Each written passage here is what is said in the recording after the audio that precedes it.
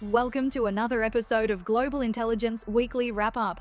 With over 25 years of experience in intelligence and law enforcement, Neil Bisson, the director of the Global Intelligence Knowledge Network and a retired intelligence officer with the Canadian Security Intelligence Service, delivers expert analysis that goes beyond the headlines. This week, Sweden's intelligence community is shaken after a high-ranking diplomat, recently arrested on espionage suspicions, is found dead, just days after his release. In Latvia, citizens are being asked to look twice at their neighbours, as officials warn the public to be on alert for signs of Russian spies posing as tourists or outdoor enthusiasts. What can Canadians learn from this Latvian lesson? We also examine a Kremlin-backed cyber threat that's weaponizing early 2000s vulnerabilities to infiltrate defense contractors and government agencies. A case that reminds us that sometimes, the oldest exploits are still the most dangerous. Plus, questions continue to swirl around US President Trump and a mysterious $400 million gift jet from the Qatari government. This situation is raising some serious national security red flags. All that and more on this week's Intelligence Wrap-Up. So what are we waiting for? Let's get started.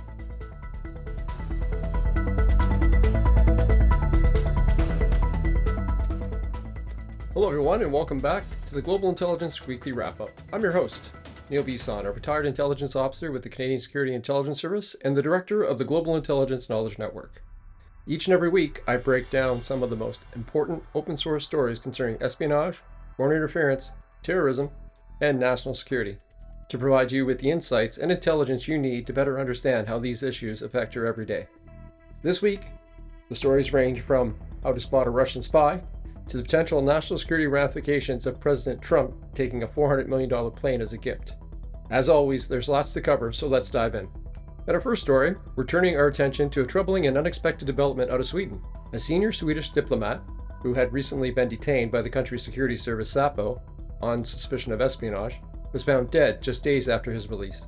According to the BBC article, the diplomat, described as a high-ranking and recently stationed outside Europe, was arrested at his flat in Stockholm on Sunday. He denied any wrongdoing and was released on Wednesday, but tragically was found dead just 2 days later. Although police have ruled out suspicious circumstances, the timing of his death raises some significant questions. From an intelligence perspective, this story touches on several key factors. First, it highlights the sensitivity and secrecy surrounding espionage investigations, particularly when the suspect is an insider from the diplomatic community. Second, it points to the potential vulnerabilities within national institutions when internal threats, possibly linked to foreign intelligence services, emerge from within the state's own foreign ministry. While the details remain murky, this is not the first time a European nation has had to confront the uncomfortable reality of suspected espionage among its diplomats. Sweden's Säpo has grown increasingly vocal in recent years about the threat of foreign espionage, particularly from Russia, China, and Iran. This case also intersects with another Swedish security matter: the abrupt resignation of National Security Advisor Tobias Thyberg, just hours after taking office, reportedly following a leak of a sensitive image from his dating app. Unconfirmed reports suggest a link between the resignation and this investigation. Sweden's former foreign minister, Carl Bildt, called the deceased extremely gifted and competent. Meanwhile, the diplomat's lawyer noted that he had filed a complaint regarding excessive force used during his arrest, and that an investigation in that regard has begun. From my professional standpoint, this case is very complex.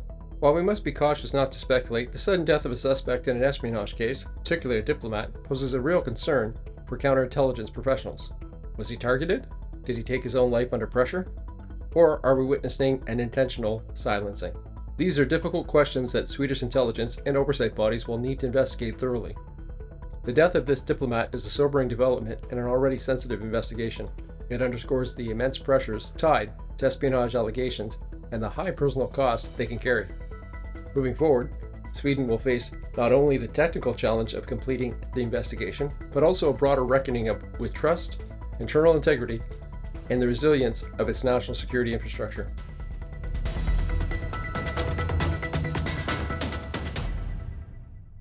We head to Latvia for our next story, where citizens are being warned to keep an eye out, not for pickpockets or unruly tourists, but for Russian spies.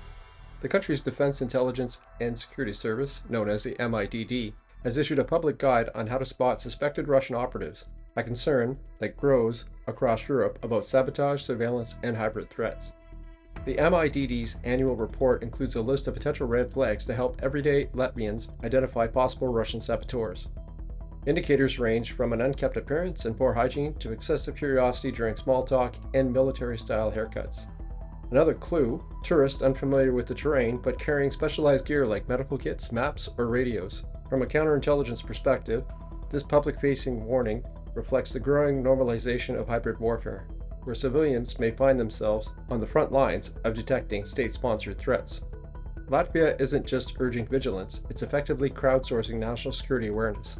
Latvia, like many NATO and EU members, has grown increasingly concerned about Russian intelligence operations, especially following the invasion of Ukraine.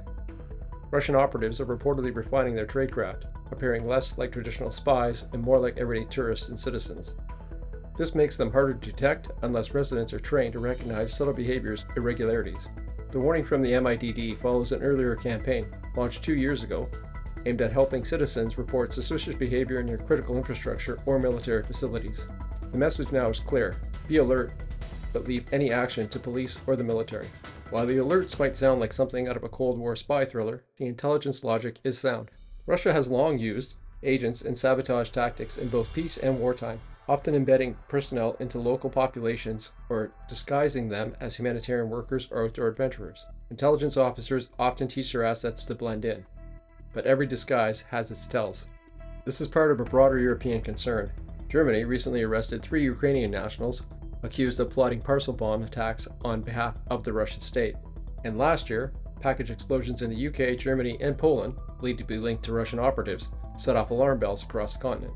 Latvia's warning is not just about spotting spies, it's about reinforcing a national security culture that includes the public as the first line of defense.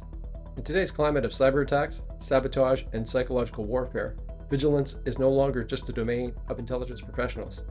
Citizens are now part of the intelligence ecosystem, whether they realize it or not. But the key message from authorities is simple: observe, report, but don't engage. Similar advice is worth noting for Canadians. Canada has shown support for Ukraine since the Russian invasion, and we have taken a large diaspora of Ukrainians since the conflict began. Canada's military and logistical commitments to Ukraine means that we are a target for Russian espionage and sabotage operations. Our vast and diverse landscape provides an ideal opportunity for Russian operatives to enter the country, especially during tourist season, and easily blend in or disappear. Combine this with the increase in the intensity and time period of wildfires in Canada, and this leaves us highly susceptible to wildfire sabotage, which could easily be started by enemies of Canada as a destabilization technique to destroy infrastructure and refocus the narrative of the issues that could be counterproductive to continued support for Ukraine. Wildfires are unpredictable, and their cause can be difficult to determine. All this adds up to the need for Canadian citizens to be aware of anything suspicious and report it to the proper authorities.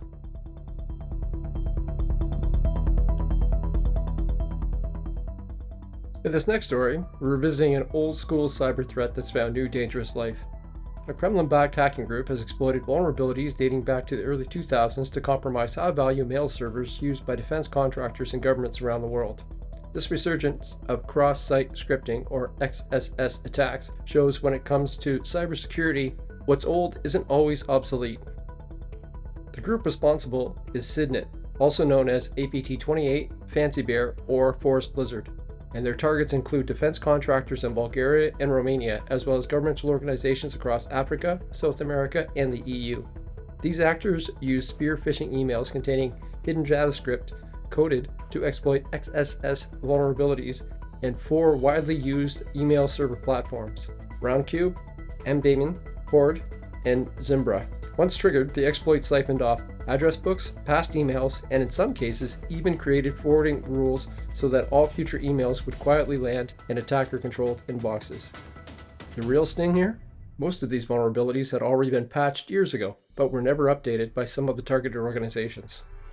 XSS vulnerabilities were once the bread and butter of browser-based exploits, peaking in popularity around the early 2000s. But they gradually faded from the spotlight as more modern and complex exploits took center stage. What makes this operation remarkable is Signet's ability to weaponize a decades-old method, relying on unpatched and outdated systems to get the job done. In cybersecurity circles, this is a reminder that even the most pedestrian vulnerabilities, if left untreated, can offer serious value to nation-state actors. These aren't script kiddies playing around. These are strategic state-sponsored campaigns, repurposing legacy bugs to compromise national defense and political systems. From a tradecraft perspective, Operation Round Press demonstrates disciplined recon and adaptability. SEDNet doesn't need bleeding-edge 0 days when old exploits are still effective. The phishing emails appear benign, sometimes mimicking Ukrainian news alerts or articles from trusted outlets. But underneath that surface lies malicious HTML code. And while the attack has no built-in persistence, it's designed to retrigger anytime the email is open from a vulnerable webmail interface. One 0-day vulnerability in the M-Daemon platform was also exploited, showing that while they'll lean on old tactics, they're still capable of leveraging novel ones. This mix of old and new is a hallmark of experienced adversaries. The story underscores a simple yet critical point. Cybersecurity isn't just about blocking new threats, it's about staying vigilant with the old ones. When defense contractors and governments fail to apply security patches, they leave the door wide open for adversaries like SEDNet. Legacy vulnerabilities don't just fade away, they fester. And as Operational Round Press proves, sometimes all it takes is an outdated mail server to compromise an entire network. On to a story that's raising a lot of eyebrows in Washington, and not just across party lines. I'm talking about the controversy surrounding President Trump's decision to accept a $400 million jet from the Qatar royal family, with plans to convert it into the next Air Force One.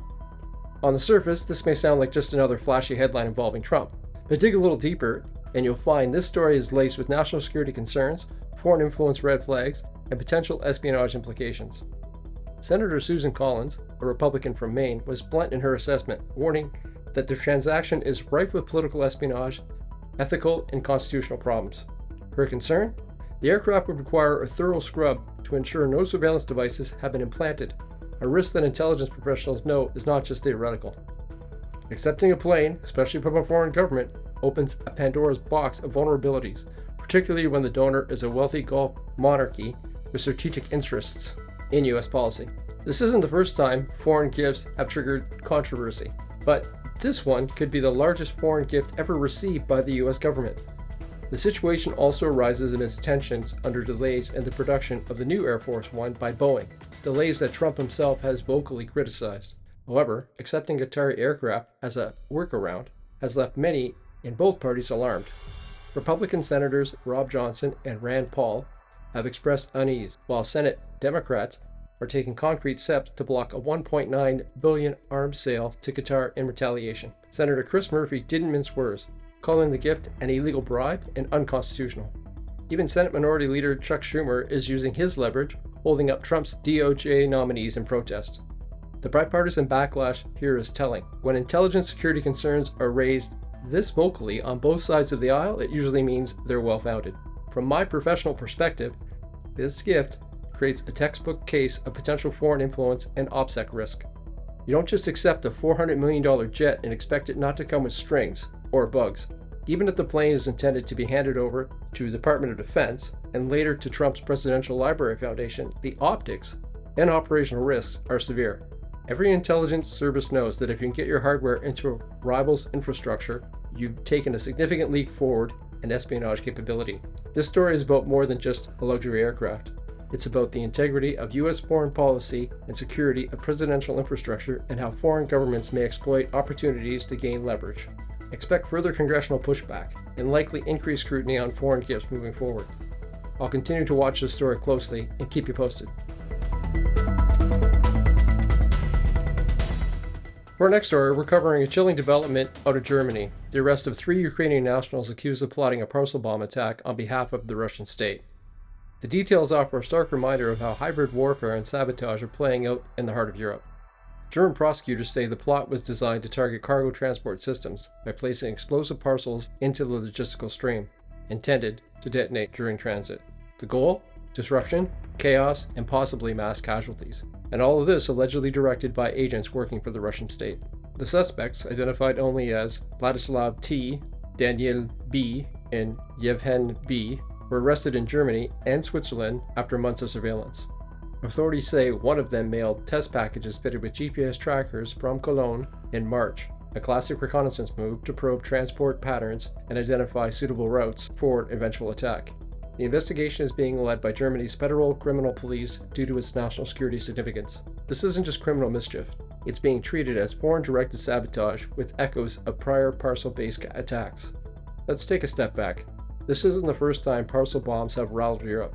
In July 2023, a wave of Parcel detonations triggered in Birmingham, Leipzig, and near Warsaw alarmed Western intelligence services. The packets were deceptively mundane, filled with sex toys or massage pillows, cleverly rigged with cheap Chinese-made timers, and flammable neomethane gel disguised as cosmetics.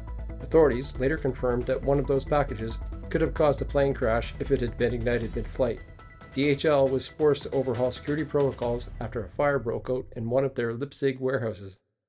It all paints a pattern: a low-cost, high-impact campaign of logistical sabotage, the kind of tactics you expect from a nation-state aiming to destabilize and distract.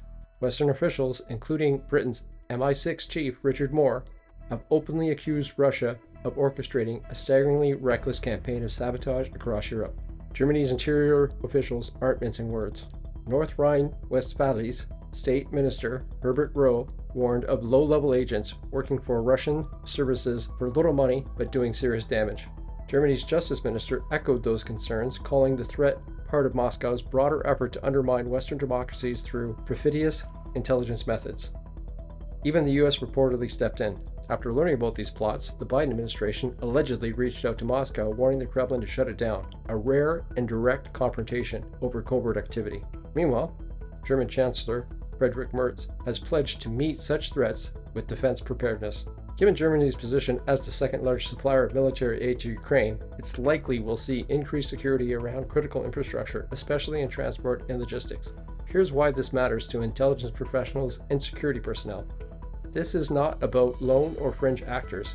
This is a state-directed sabotage campaign, leveraging proxies to conduct operations that blur the line between espionage, terrorism, and psychological warfare. These kinds of hybrid threats are designed to erode trust in government and logistical systems and in the public safety. And they're incredibly hard to stop. Parcel bombs in the mail stream represent a nightmare scenario: low visibility, high risk, and near impossible attribution, unless security services catch a break, like the GPS-laced test runs in this case. This is the future of covert conflict, and unfortunately it's already here. Germany's arrest may have prevented a catastrophe, but the larger threat remains. As the war in Ukraine continues, expect more of these low-cost sabotage efforts across Europe and North America. The question is no longer if they'll happen again, but where, and whether security agencies can stay one step ahead of them. Our next story takes us to Poland, where we're looking at another case of Russian sabotage. Poland has accused Russian intelligence agencies of orchestrating a massive fire at a shopping center in Warsaw last year, and this marks a sharp escalation in an already tense relationship between the two countries.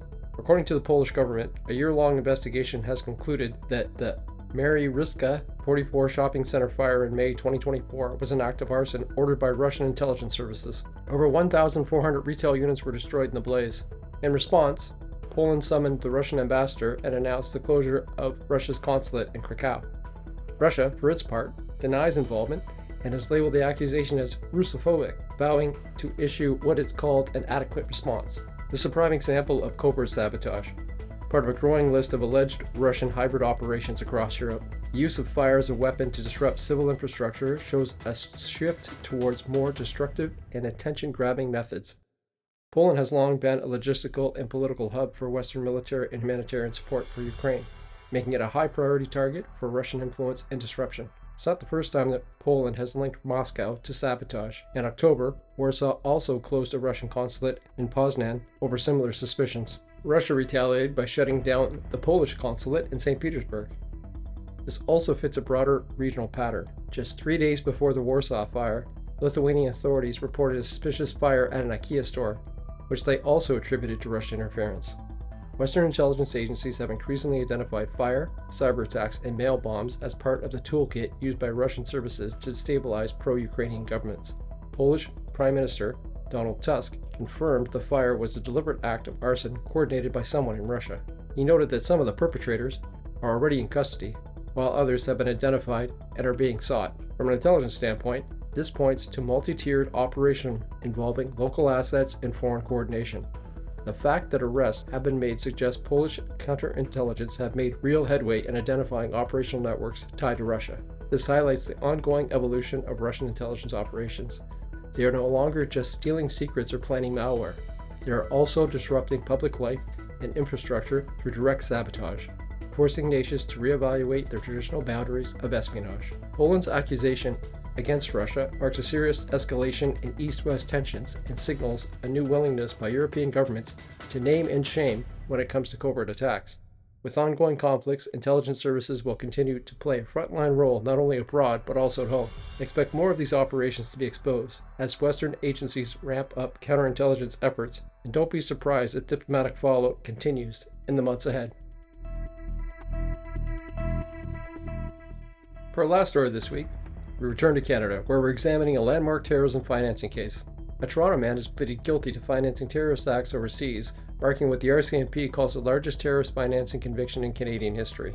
The man, 36-year-old Khalilullah Yusuf, used cryptocurrency and crowdfunding tools to funnel funds to Daesh, more widely known as ISIS. He also disseminated extremist propaganda online, recruiting and radicalizing others. Let's break down the story and explore its deeper implications for national security and the evolving digital threat landscape. Between 2019 and 2022, Yusuf sent more than $50,000, including $15,000 raised via GoFundMe, to support Daesh-linked individuals. What makes this case particularly significant is how the funds were transferred through cryptocurrency and online platforms, sidestepping traditional banking systems and detection mechanisms.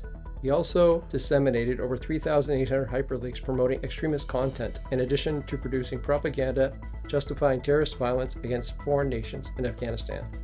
From an intelligence standpoint, this case is critical. It highlights how non-connect roles in terrorism, like financing and online radicalization, are increasingly pivotal. It's not just the bomb makers or attackers we need to worry about. It's the digital facilitators working behind the scenes who are just as dangerous. Terrorism financing isn't new, but the methods are evolving. Traditionally, cash couriers or unwitting charities were the tools of the trade. Now, we're seeing tech-savvy lone actors using platforms like GoFundMe, Bitcoin, and encrypted messaging apps to move money and ideology across borders. This case is comparable to similar trends observed in the UK, Australia, and the United States, where online radicalizers operate from suburban homes, not war zones.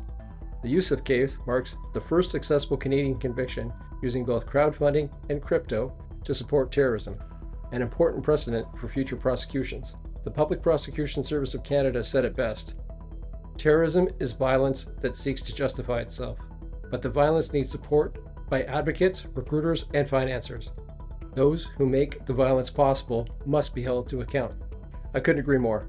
Every successful terrorist act often begins with someone behind a keyboard, spreading propaganda, raising funds, or connecting like-minded individuals. I've previously done a video on cryptocurrency and terrorism, and I'll leave a link to it in the show notes. Disrupting these non-violent but essential support roles is just as important as stopping the attack itself. This case marks Canada's largest terrorism financing conviction to date and sets new legal ground for tackling cyber-facilitated terrorism. Looking ahead, expect Canadian law enforcement and intelligence agencies to further expand their focus on the digital financing and propaganda wings of terrorist networks. This isn't just about stopping bombs, it's about cutting off the lifelines that make them possible. Well, that's it for this week. As always, the links to all of the news articles discussed are in the transcript of the podcast. For all my Canadian listeners, I'd like to wish you a Merry 2-4 weekend, despite it not falling on the 24th. I also want to give a shout out to the participants of my recent University of Ottawa online course, The Psychology Behind Human Sources in Intelligence Collection. Thank you for your participation and your input. Another course is being offered in November, so if you're interested, please register before the class fills up. So until next week, stay curious, stay informed, and stay safe. That's a wrap for this week's Global Intelligence Weekly Wrap-Up. From a suspicious death in Sweden's diplomatic ranks, to Latvia's public guide on spotting Russian spies, to a cyber threat exploiting 2-decade-old vulnerabilities, this week's stories show just how layered and persistent modern threats have become. Delivering this kind of expert insight each week takes time, experience, and a deep commitment to highlighting the stories that impact national security, even when they don't make front-page headlines. If you found today's episode valuable, consider liking, sharing, or leaving a review. It's a powerful way to support the show and help others discover it. And if you'd like to take your support even further, check out the link in the show notes to contribute through Patreon or Buzzsprout. Whether it's a one-time tip or ongoing support, it helps keep this mission alive. Thanks for listening. And as Neil always says, stay curious, stay informed, and stay safe. We'll see you next week.